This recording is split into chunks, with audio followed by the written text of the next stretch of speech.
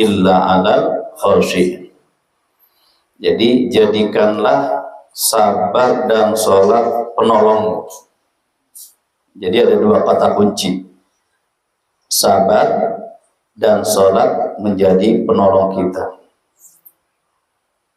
Sabar itu ada 3 bagian.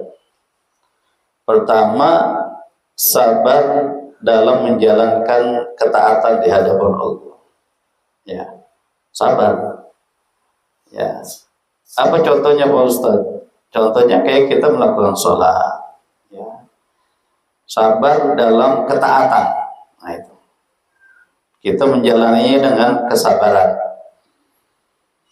Ya, jadi di ayat Al-Baqarah 45 ini wasta'inu bis-sabri was-shalah wa innaha lakabiratun illa 'alal khashi'in. Yang kedua, sabar untuk tidak melakukan maksiat. Teman kita getol banget dia berbuat maksiat. Secara hawa nafsu kita juga pengen, ya enggak?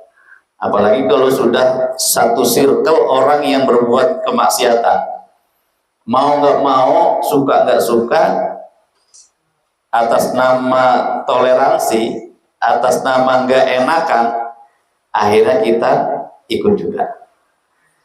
Maka dalam hal itu sabar untuk tidak melakukan maksiat.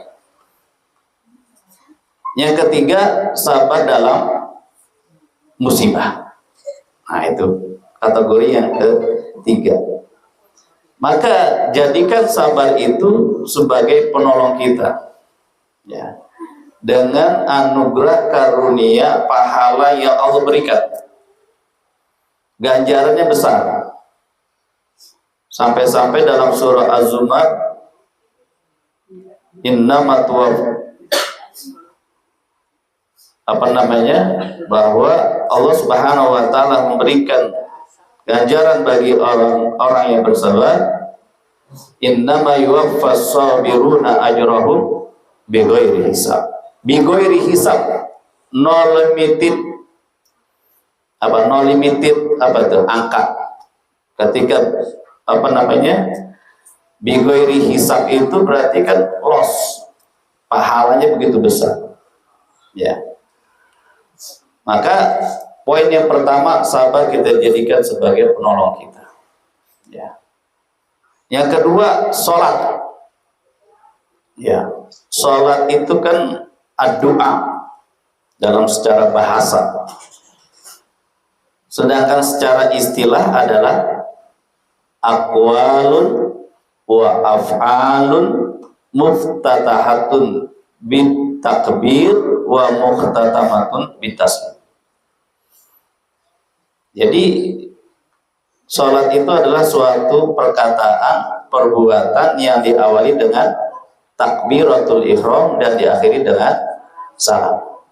Ya, tentunya kita melakukan hal tersebut dengan mengikuti rukun dan syarat yang berlaku. Sholat adalah wasilah seorang hamba berkomunikasi dengan Tuhannya. Berapa kali kita baca iyyaka na'budu wa iyyaka nasta'in dalam sehari semalam? Berapa? Ada yang alumni akuntansi di sini? Pak Haji Rahman. Berapa Pak Haji? 17. Nah, berarti satu surat. Satu rakaat. Kalau 4 rakaat. Coba hitung alumni akuntansi Pak Haji. Iyyaka na'budu wa iyyaka nasta'in berapa kali kita ucapkan dalam sholat kita? 17 kali 4. Nah, ini cara ngitungnya gimana sih, kepada bingung? 17 atau berapa rakaat? 17 kali. Nah, itu permohonan kita kepada Allah. Diawali dengan kalimat iyyaka na'budu wa iyyaka nasta'in. Kepadamulah kami menyembah dan kepadamulah kami mohon.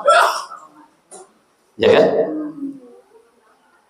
Jadi sholat ini penting, dua pondasi yang penting dalam kehidupan manusia berdasarkan ayat ini. Sabar dan sholat. Maka dalam muhasabah diri, makna sabar dan makna sholat ini kita kencengin. Ya. Sebenarnya sabar itu perih Pak Ustadz. Iya, perih memang. Ajaban li amril mu'min, sebuah sikap yang apa namanya, ajaban itu yang tak terhingga, tak terduga, suatu keajaiban bagi sikap seorang mukmin itu. Kalau dia menerima musibah dia sabar, dan menerima nikmat dia bersyukur, dan itu kedua-duanya baik di mata Allah Subhanahu wa Ta'ala. Jangan dipandang sebelah mata, giliran terima rizki, wah dia ceria, ya.